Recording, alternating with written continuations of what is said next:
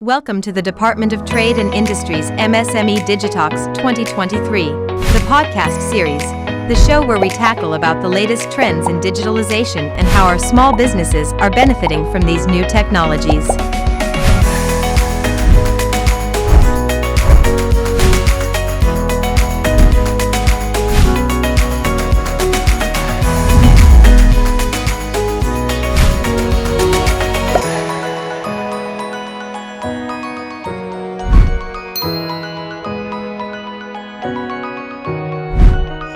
Welcome to MSME Digitalks, the podcast series. Happy Tech Thursday mga ka-Digitox! At nagbabalik po kaming muli with a fun way of learning more about digitalization. Samahan niyo kami para sa mga kapanapanabik at pinakabagong tips, tricks, and trends na maaaring makatulong upang mapabuti at mapalago ang inyong negosyo. Bago ang lahat, for more information, the MSME tools available at the DTI website. As part of DTI's efforts of helping MSMEs embrace the digital economy, the Tech Tools for MSMEs was created to provide our entrepreneurs with valuable information on digital tools and innovative solutions, enabling them to elevate their business to new heights as they shift from traditional methods to more tech-savvy approaches. You may also like and follow our DTI Facebook page and YouTube channel for the 2022 MSME Digitalks episodes and past podcast episodes. I'm your host, Joy Chan from the DTI Bureau of SME Development, and I'm excited to be here with you all as we explore the exciting world of digitalization for MSMEs in the Philippines. Every month, we will focus on a specific topic that we believe would be very beneficial to our MSMEs. Noong nakaraang buwan, pinag-usapan natin kung ano ang digital marketing and other social media strategies na pwedeng i-apply ng ating MSMEs sa kanilang social media accounts. Ngayon, ituloy natin ang kwentuhan at alamin naman natin kung paano natin magagamit ang Facebook para sa ating negosyo. Muli, makakasama natin ang ating digital expert, Ms. Frances. Happy Tech Thursday to you, Ms. Frances. Happy Tech Thursday, lovely! Pati sa ating listeners. Happy Tech Thursday po. Yes. Para naman sa ating ka-Digitox, makakasama natin ang isang business owner from Antipolo City, ang JAO Black Awards and Crafts Connection. Happy Tech Thursday to you, ating ka-Digitox, Ms. Jasmine Allison Ubatay. Thank you for joining us. Happy Tech Thursday, Miss Lovely. Happy Tech Thursday, everyone. Ayan. Ms. Jasmine, can you tell us more about your business? Yes po. Bago po ang lahat, maraming salamat po ulit sa pag-invite sa amin sa programang ito para ma-share ang aming business. So, ako po ulit si Jasmine Allison Abatay. Ang business namin ay JAO Black Awards and Craft Connections. So, ang ginagawa po namin ay nagko-customize kami ng awards tulad ng plaque, trophy, medals, certificates, and meron na rin po kaming corporate giveaways, business displays, and logo signages. Ayan. Yan po yung visible ngayon sa background nyo, no? That's Yes po, sample ayan of po. your products. Ma'am, sa business niyo po ba, gumagamit po ba kayo na social media or Facebook? Yes, Miss Lovely, actually, active po kami sa Facebook at yung Facebook po yung main channel talaga namin para makakonect sa aming customers. So, sa Facebook page namin, nag-upload kami ng mga finished products, mga client feedbacks, and yung mga behind the scenes ng aming process sa paggawa ng aming mga products. Now, Miss Jasmine, during your journey as an MSME, were you able to utilize po Facebook for business? Yes po. Actually po, ang business po namin nagsimula nung pandemic, December 2020. So, yung mga panahon na yun, parang bigla-bigla nagkaka-lockdown, mahirap yung traffic ng tao kung may physical store kami. So, at that time, nakapag-decide kami na online lang muna kami. So, doon talaga nagamit ko yung Facebook para ma-reach ko yung clients. So, yung Facebook page na ginawa ko, doon ako nag-upload ng mga sample finished products, ng paano namin ginagawa yung produkto, kung sino yung mga tao behind sa products na marireceive ng customers. Kasi gusto ko yung Facebook page namin. Para siyang naging business catalog ng business. So, kung may magbe-visit na clients, parang scroll lang nila, makikita nila yung mga samples, ano bang ginagawa ng business na to. So, ayun po. Nung nagsimula talaga kami, Facebook talaga ang nandyan para um, tulungan yung business namin. I see. So, Miss Jasmine, would you say na through Facebook nakatulong po yung social media sa inyong brand, or were you able to reach more customers? Yes po. Actually po, sa Facebook, eventually natuto na rin po ako mag-run ng ads. So, bukod sa pagpo-post ng mga products namin, doon sa business suite ng Facebook, nag-run ako ng ads para ma-reach pa yung more customers. So, kahit Luzon, Visayas, or Mindanao, nagkakaroon kami ng clients. Compared kung traditional marketing lang, kung sino lang yung malapit sa area namin, yun lang yung magiging clients. Pero dahil kay Facebook, naging mas malawak yung reach ng business. And also, napakaganda rin yung detailed targeting ni Facebook kasi mapipili mo talaga kung sino yung specific group of people na gusto mong mapakitaan ng products mo, kung sino yung gusto mong bumili ng products mo. And in that way, napataas namin yung traffic sa page, napadami yung engagements, dumami yung increase sa Messenger, and lumaki talaga yung customer base namin. Lalo nung mas na-utilize ko yung pag-run ng ads sa Facebook. I see. Miss Jasmine, may tanong lang ako sa ating expert na si Miss Frances. Miss Frances, yung nabanggit ni Miss Jasmine kanina na sa Facebook for business, iba pa po ba yun sa Meta? Or is the same? Good question. So, ang Meta is actually the parent company. Noong October 2021, the company actually created the parent company, which is Meta. And under ni Meta, yung iba't iba pang technology platforms like Facebook, Instagram, WhatsApp, and other, may iba pang mga platforms. But yung tatlo na yun na minention ko, yun talaga yung mga platforms that are mostly used sa bansa natin. So, Meta is actually the mother company of Facebook and Instagram. So, pagka sinabi nating Meta, kabuuan, but for specific platforms or specific na parang tools or technology, si Facebook and si Instagram. So, yeah. Para lang hindi hindi magkaroon ng confusion. Okay, thank you po for answering that question, Miss Frances. Ano po ba yung kaibahan ni Facebook na social media ads when it comes to other modes of digital marketing or other social media na meron din sariling ads? Well, I mean, what makes them a better option for our MSMEs? Okay. The best thing about the platforms by Meta or yung Facebook at ang Instagram, it still holds the biggest population of users in the world. So, ibig sabihin, if you're trying to target mga clients or customers, you will still find more people engaging and using the platforms or the software sa Facebook pa rin. Nandun pa rin talaga yung maraming tao. At diverse siya. Ibig sabihin, across all ages, across all walks of life, nasa Facebook pa rin sila. So if you're a business owner or if you're a starting business, ako personally, I would really initially tell our students or tell the business owners to create your business through Facebook first or Instagram first. Kasi doon yung pinakamalaki na population ng users when it comes to digital marketing.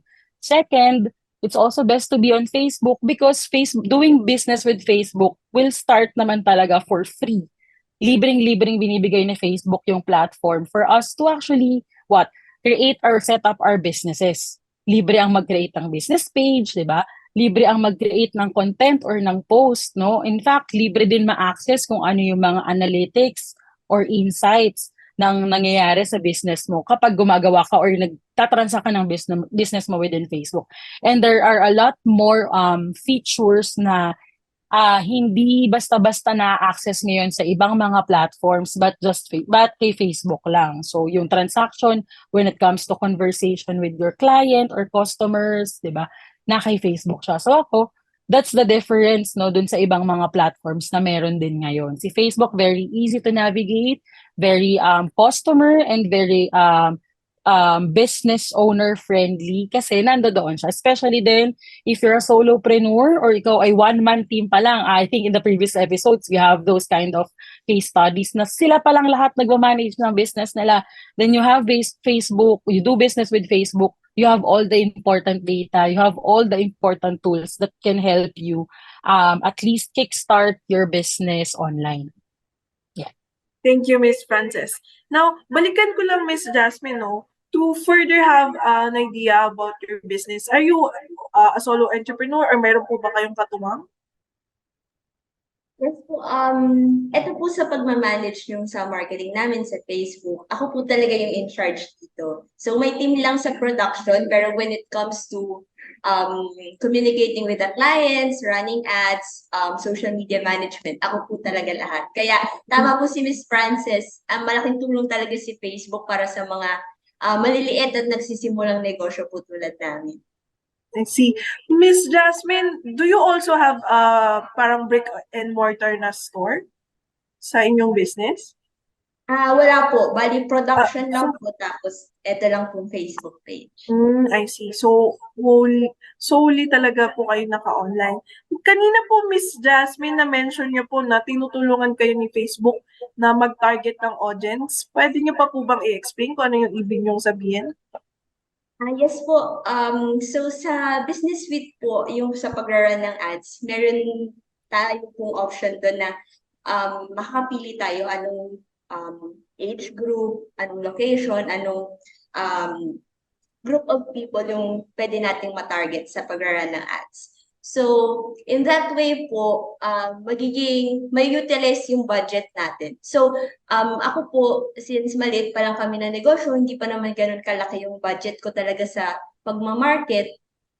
Pero dahil po dito sa detailed targeting ni Facebook, nasusulit po yung budget na meron ako para sa marketing. Kasi naipapakita niya talaga yung ads namin dun sa mga tao na gusto kong bumili ng produkto namin. Ayan, I see. Miss Jasmine, meron po ba kayong na-experience na during utilizing po yung social ads sa Facebook, meron po ba kayong challenges na na-encounter o na pwede niyo pong i-share para rin matulungan din tayo ni Miss Frances to overcome or adhere yung mga experiences na yun? Yes po. Actually po, sa una talaga, sobrang confusing para sa akin yung business suite. Kasi parang ang daming options, ang daming mong kailangang pindutin. Parang, para saan ba tong option na to? Ano ba yung perfect para sa business ko na objective sa pag-run ng ads? So, through research, through joining courses po, doon natuto ako paano ba mas mapapaganda yung marketing. And also, isa rin problema yung anong klaseng creative yung mag-work para sa target audience mo. Ano bang gusto nila? Yung videos, yung client feedback ba? O yung mga finished products ba na naka-display? Parang ganun po. So, yun po talaga yung dalawa, yung pag-set up ng ads, pag-target sa tamang audience, yung creatives, dun po talaga nahirapan ako kasi ako lang talaga yung nagmamanage. Parang ang dami ko kailangan i-research, i-set up, mag-edit pa ako pa yung artist nung ipopost ko sa Facebook. So, ayun po, struggle siya pero slowly, through practice, through joining webinars, trainings, courses, ayun, nakakaya naman. Ayan. No, Miss Jasmine, no, itatanong naman natin ngayon kay Miss Frances kung paano ma-overcome yung challenges na yun. Miss Frances, sabi po ni Miss Jasmine, una nahirapan siya sa pag-set up, no? So, would you say po na medyo talaga mahirap magsimula para sa isang hindi ganun ka-tech-savvy na business owner? I think, lovely, relative siya doon sa capacity to understand and be educated nung mag-navigate or nung gagamit or nung user, no? Pero with the use of Facebook platform or meta platforms like Facebook, madali siya in the sense na you can actually create your Facebook business page sa paggamit ng cellphone lang or ng mga mobile smartphones. And you can also do that through the use of your computer or laptop or ng desktop. Ang maganda lang din, although it's technical kasi marami siyang requirement. Requirement in the sense na to fulfill the information naman about your business. Kaya siya mas nagiging mukhang mahirap kasi I know there are many MSMEs na okay, gagawa ako ng negosyo online, maggagawa ako ng Facebook page, pero wala naman silang logo, wala naman silang photos, wala sila ng mga necessary requirements na mag-help to establish their businesses, no? At least yung basic lang na branding ng kanilang business, wala sila nun. Kaya it can also be a challenge for them na parang, okay, sige, may Facebook business page na ako, pero wala akong picture. So, those are the things na kino-consider yung assets. Pangalawa, I would say it's easy kasi when you set up your Facebook business page, merong mga prompts, no? Ayun ang kagandahan kay Facebook na each time you create or navigate, may mga prompts na nakalagay doon kung ano yung next step na gagawin mo. So ano yung mga prompts na to? Ito yung makikita ng mga business owners or kahit na sinong user na naka-grade out letters doon sa text box or doon sa parang feature. So basically, Facebook is helping us to do something. So for example, upload photo. So parang with our instinct, okay, upload ako ng photo. You click this, then you'll be able to upload your photo. Or like for example, write something here. So parang may mga prompts naman siya. So it can be technical because to some, it baka bago lang sa kanila yung ganong klase ng navigation doing business. But slowly, when you try to understand and to learn the platform, it's easier.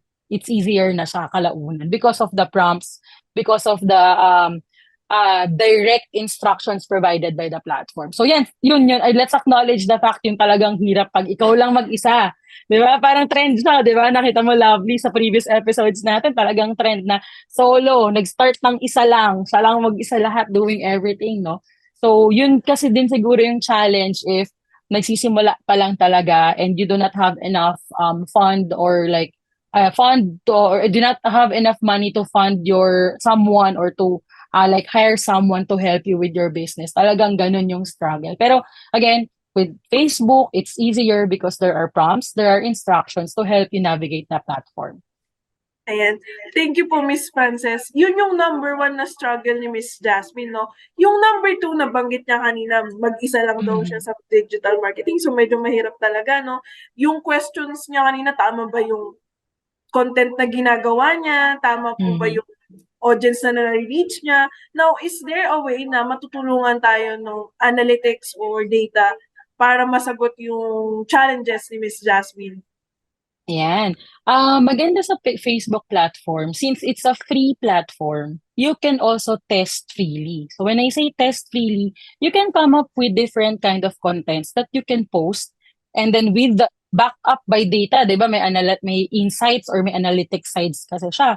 So when you try to post content and then you see ano ba sa mga content or sa mga post na ginawa mo, yung may mataas na engagement.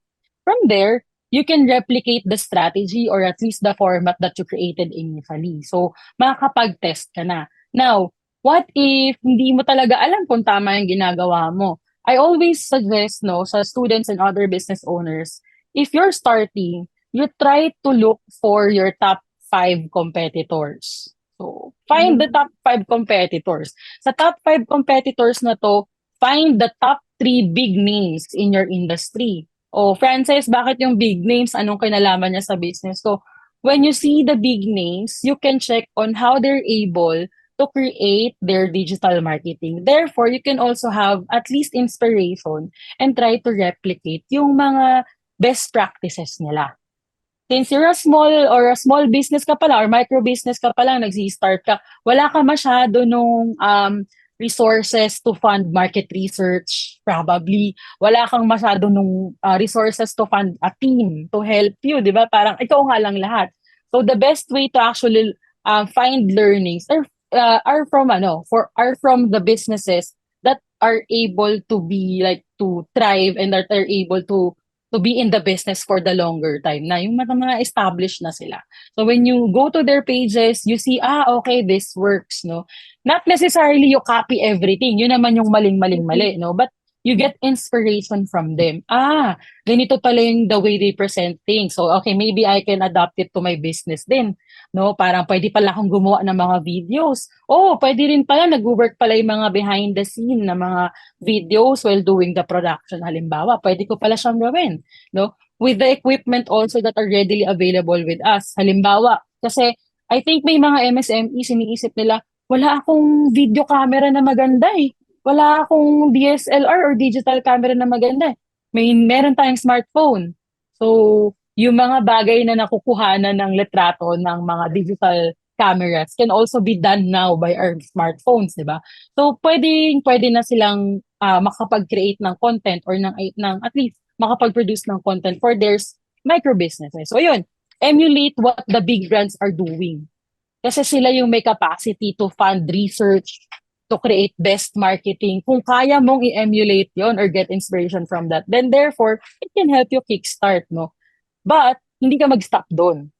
You have to have your own identity and creativity. So, paano mo naman magagawa yon? So, by doing competitor research, that's one. And two, by immersing yourself to trends. Importante yun. May mga MSMEs na hindi naman ako, sasayaw ba ako para, alam mo yan, para makabenta ako. Hindi naman siya requirement. But immerse yourself with trends.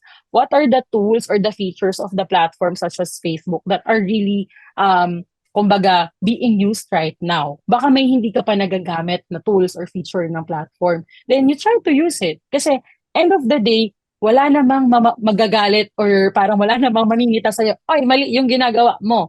Wala naman because it's your own business. So you have the freedom to test it to the platform. So good thing about Facebook, 'di ba? Although there are policies, but you have to learn about the policies. It's another discussion siguro. Pero Facebook is giving the platform for free for the business owners to showcase their businesses. No, kahit ano yan, photos, 'di ba? Videos, malaya mo siyang magagawa kay Facebook. You can even do live sale, not selling, but you can even do live videos broadcasting what's happening behind the scene about your business.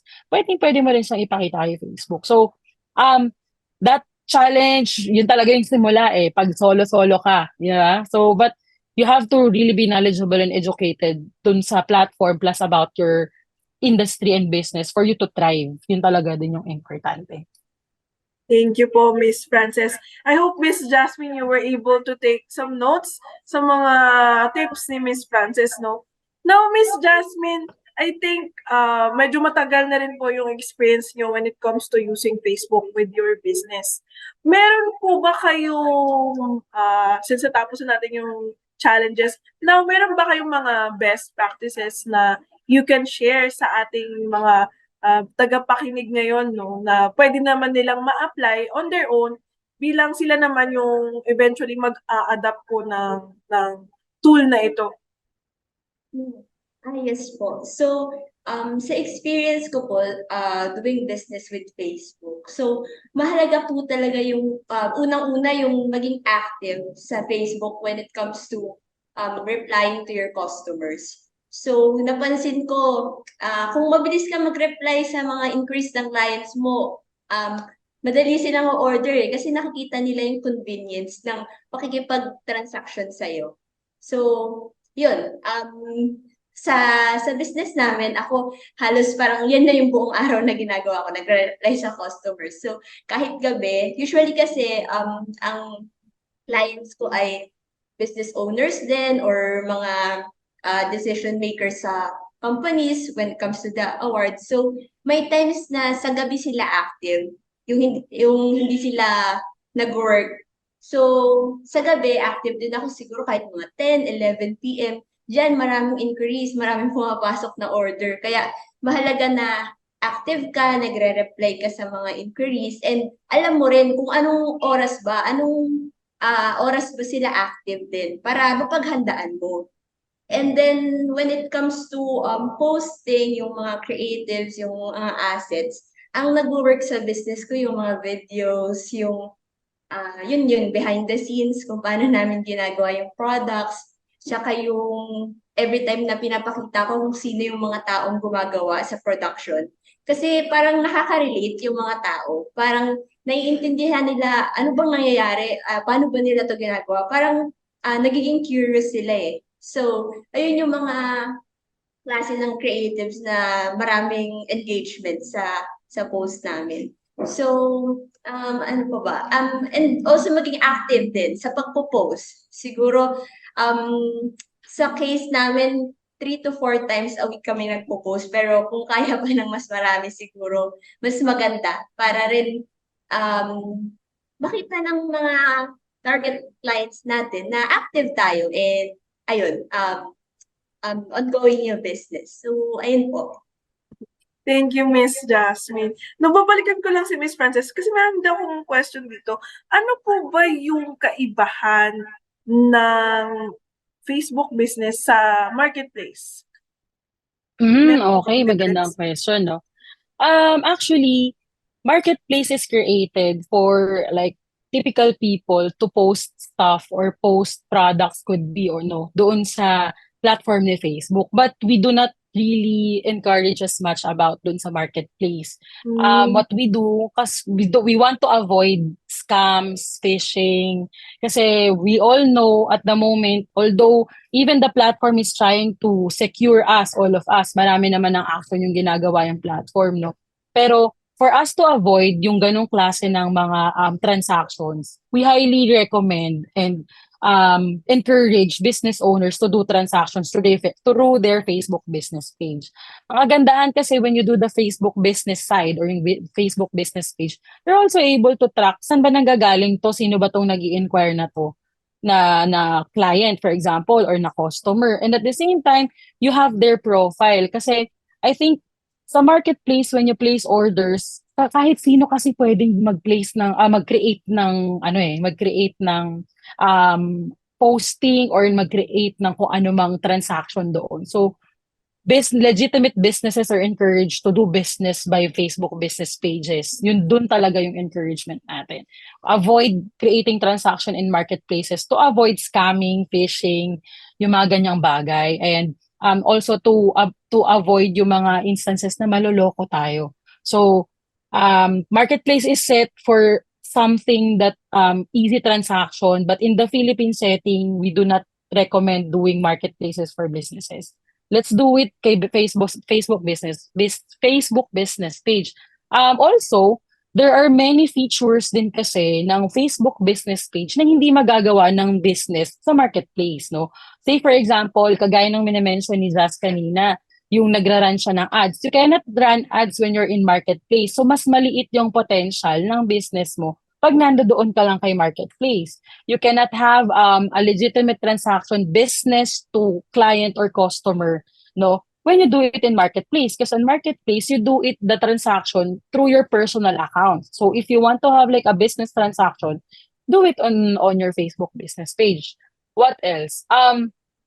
Although you can post as many postings or listings kay marketplace, you can also do that sa business page mo without any competition. Because when you post listings in marketplace, ang dami mong competition dyan kasi nga again, kahit sino pwede maglagay eh. But you do it on your own business page, it's your own space, 'di ba? It's your own parang microsite where you can post, where you can showcase your product or your services. So if you're a business owner, kung ikaw ay isang MSME na nakikinig ngayon and kino-consider mo na maglalagay ba ako ng negosyo ko sa marketplace, we do not encourage, just create your Facebook business page and try to navigate all the tools, the features that can actually help your business scale then eventually. So ayun, yun yung difference for me. Thank you, Miss Frances. Follow-up question lang, no, Miss. Nabanggit niyo po na para sa isang business owner katulad ni Miss Jasmine, kung legitimate sila, they should already head straight to Facebook business. Ngayon po, are there parang steps for Facebook naman to verify or validate na it is a legitimate business para rin ma-accept sila sa Facebook business? At the moment, medyo technical yung question mo, Lovely, no? There are steps or actually there are anong tawag mo dito? There are already parang discussions with that on Facebook. In fact, in some countries, meron ng mga tinatawag na business verification. So, depende kasi siya, no? Like, si Meta or yung Facebook would usually launch and test specific requirements for region. So minsan, yung available sa ibang region, wala pa sa region natin, wala pa sa Asia Pacific. Pero paano ba natin masasabi na legitimate yung business, no? Facebook is just a platform. So ang sole responsibility pa rin talaga or responsible pa rin talaga is the one who actually engages with the platform, no? So if you're a legitimate business, of course, when you create business, you input your business information correctly. And if you're also proud that you're a legitimate business, you can also post some local registrations or local government certifications to help, no, to help din yung potential client or customers mo na, okay, makampante sila na, okay, legitimate itong business na ito. Some other validations, yung kaninang nami-mention na meron bang reviews, may social proof ba? Those are also part of the validations na ikaw ay isang legitimate business. But otherwise, although the platform is creating or trying to make the space very secure for all of us, it is still the user. No? Si user pa rin talaga yung magpa-prompt. So, siguro to have extra precaution na lang din, I'm talking about the MSMEs. So, you provide your legitimate documentations para mas maging legitimate kayo sa mata ng customers and clients. And if ever someone, baka may nakikinig din sa atin na customer or client, no, you always look for social proofs or testimonials para hindi din kayo maloko nung mga businesses na nagpo-post na legitimate sila pero hindi naman pala sila legitimate. And you make sure that when you transact, no, they provide also identification. Mahirap kasi, no, ako, lovely na na rin ako, na biktima na rin ako ng marketplace. I think, just to cut the long story short, nabudol, parang ganon, yung tamang term nila, diba? Na-scam ako, so, mali yun. I know na mayroong risk na maghanap ako ng katransaction sa marketplace, pero at that time, I was desperately needing that particular product or that particular goods. So, mali yung ginawa ko na yun. And I'm well aware of what transactions can be done in marketplace, no? So, mali siya. Kaya it's best pa rin to do transactions with a legitimate business, yung mga nasa business pages, sila yan, business pages with post or content about their businesses. Maganda yung ginagawa nila, Jasmine, sa business nila. They also show behind the scene. Kasi ako as a consumer, I also check on that. Paano ba nila ito ginagawa? Meron ba talagang gumagawa? Diba? So yung mga ganong bagay. Aside from the mga social proof ng customers or ng mga clients din nila. So those are the things that can help customers or consumers decide if legitimate ba siya. Just pre-qualifiers. But then again, extra precaution, probably ask for identification. Confident naman usually ang mga negosyo na may registration if they're registered eh. No? Makikita mo din naman no, na confident sila na nagpo-post kapag meron silang ganong type of registration. Therefore, at least magkaroon ng kampante or parang confidence yung customer or client to transact with them. Just avoid yung mga direct transactions in other parang in other personal transactions, like for example sa marketplace. We do not encourage business transacting there. Just create transaction through your Facebook business pages na lang. Thank you, Miss Frances. And hopefully lesson learned na po yung Budol story nyo with you. Miss Jasmine, no, na-share ni Miss Frances na yun nga, it's much better to have a Facebook business page compared sa marketplace. Kayo po ba bilang tagasagot rin ng inquiries, were there cases na you had to parang defend or share or explain na you are a legitimate business sa isang customer now that wants to transact with your company? Yes po. Actually, marami talagang ganyan cases, especially kung malalaking transaction. Kasi nagiging maingat din yung mga clients na hindi sila ma-scam o yun nga mabudol ng mga ibang sellers na mga scammers. So, one way nga po is yung pag nagpe-present kami ng business registrations namin. So, usually kung corporations yung clients, nire-request nila na isend sa kanila yung business registrations. And also, ginagawa rin po namin is we we encourage our previous customers na mag-give ng feedback sa aming Facebook page. Kasi it adds credibility nga po sa page. And ayun, para madali rin makita ng mga future clients na, ay, oo, naging client na nila to. Maganda yung feedback sa kanila, maganda yung service nila. And also, one way din po is yung pinopost talaga namin yung mga finished products as long as pinapayagan ng clients. Para rin makita ng clients, ay, customer pala nila si ganitong company. Okay, credible sila kasi malaking kumpanya na to nag-order sa kanila. Ay, si ganitong um, university nag-order na rin sa kanila. So, yun po, maganda rin na na-share natin kung sino yung mga naging clients na natin para rin magpagtiwalaan pa tayo ng future clients. So, ayun po. Thank you po, Miss Jasmine. Now, i-follow-up question ko lang gano'n. Meron na po ba kayong mga big clients na na-assist nyo where they're able to provide you good feedback na share nyo rin sa inyong page? I guess po, for example po si BPI Foundation, client po natin si BPI Foundation. So, lagi po nag-order sa atin si BPI Foundation. Pati na rin po, recently si Metro Bank, naging client na rin po natin. And ayun po, sinishare po talaga natin sa page para na rin, makita ng ating clients, yung ating mga, ng future clients, yung mga dating corporations na nag-order na sa business. Miss Jasmine, last question na lang before we end. Would you say that bilang ikaw on your own, no, ikaw lang talaga yung nag-manage, would you say that being a sole parang marketing or digital marketing, Facebook business help you with your task or responsibilities to help better your business? Or it's in the middle, o parang talagang na fast track niya yung trabaho mo bilang marketing? Yes po. Para sa akin talaga as a solo person who manages po yung marketing, yung social media, Facebook po talaga napakadaling platform nito gamitin. Kasi katulad ko na walang physical store, madali ko talaga nare-reach kahit nasaan kang lugar, Luzon, Visayas, Mindanao, pwede kitang maging kliyente. So, also yung tools na ino-offer ni Facebook, perfect siya para sa mga nagsisimula pa lang, sa hindi pa ganun ka-techy talaga. Kasi tulad ng sinabi ni Miss Frances, may mga prompts, i-guide ka niya talaga kung ano yung step-by-step na kailangan mo. And eventually, masasanay ka rin kahit sa una, confusing.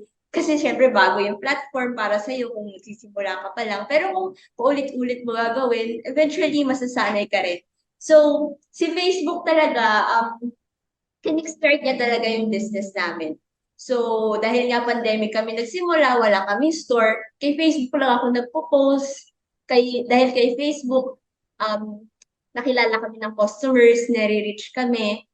And dahil kay Facebook din, sa pag-run ng ads, ayun, lumawak yung customer base, dumami yung traffic. And hanggang ngayon, patuloy pa rin naman yung pag-improve ko sa kung paano ko pagagamitin at ma-utilize yung platform. Kaya hopefully, mas ma-utilize ko pa yung platform and mas matulungan pa yung business na mag-grow dahil sa Facebook.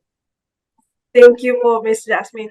But before we end, I have just one last question for the both of you.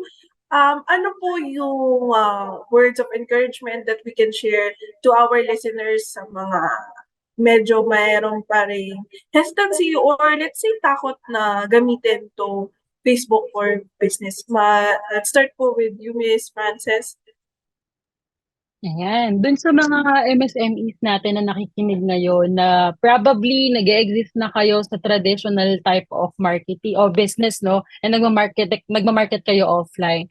Doing business on Facebook is very easy, no? And very accessible. And when you do Facebook business for Facebook, you'll be able to actually realize that there are decisions that can be driven really by data. And with that, by the use of this platform, you'll be able to see ano ba yung mga bagay na pwede mong pagdesisyonan or gawin para sa business mo to market them online and also offline. So, madaling i-navigate ang Facebook business page or paggawa ng negosyo kay Facebook. And at the same time, you will be also be able to reach people. Kagaya ng minention ni Jazz kanina, no?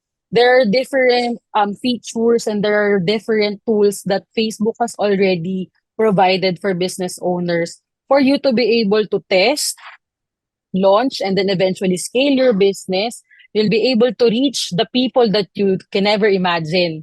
No, lahat ng walks of life gumagamit ng platform na to. So maari mong matouch mula sa pinaka CEO or kung sino man yung pinaka nasa tuktok ng bracket natin for as long as they're inside the platform. And Facebook still is the biggest or like the platform that holds the biggest population, at least in the Philippines, when it comes to creating connection to potential clients and customers kasi andito halos lahat ng tao. So if you are actually afraid, takot ka pa rin na mag-create ng business kay Facebook, always remember that Facebook has free materials or free learning materials or courses. Just go to Facebook's or Meta's Blueprint course. Nandoon yan, no? Kung natatakot ka mag-start nang walang nag-guide sa'yo, yung Meta Blueprint course, nandoon yung mga lessons or mga short-form videos na magtuturo sa'yo kung paano ka pwede magsimula as a business kay Facebook. So, maganda rin.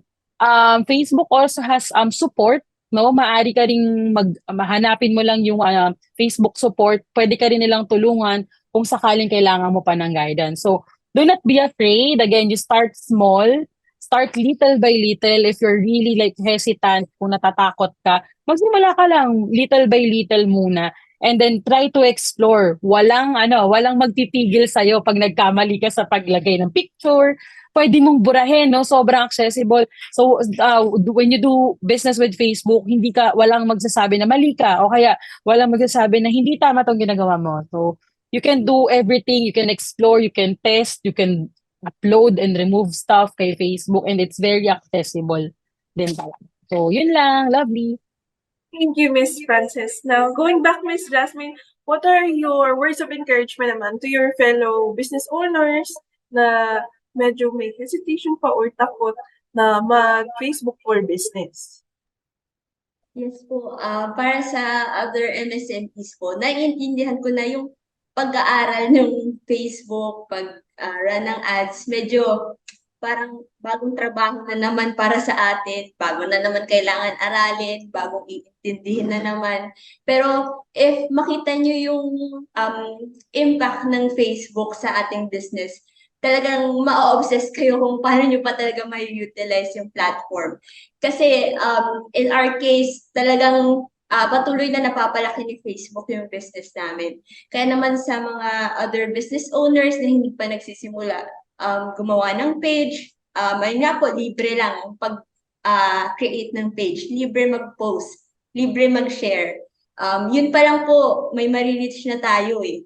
Paano po pag mag-run pa tayo ng ads, mas malawak pa yung ma-reach natin. Kaya sana sa ating business owners, huwag tayo matakot magsimula ulit ng bago or mag-explore para mapalawak pa yung business natin. Continuous learning pa rin talaga yung pagnenegosyo. Kaya, ayun lang, research tayo, webinars, tutorials, and ayun po, malaki ang epekto ng Facebook sa ating mga negosyo. Thank you po. Thank you, Miss Jasmine.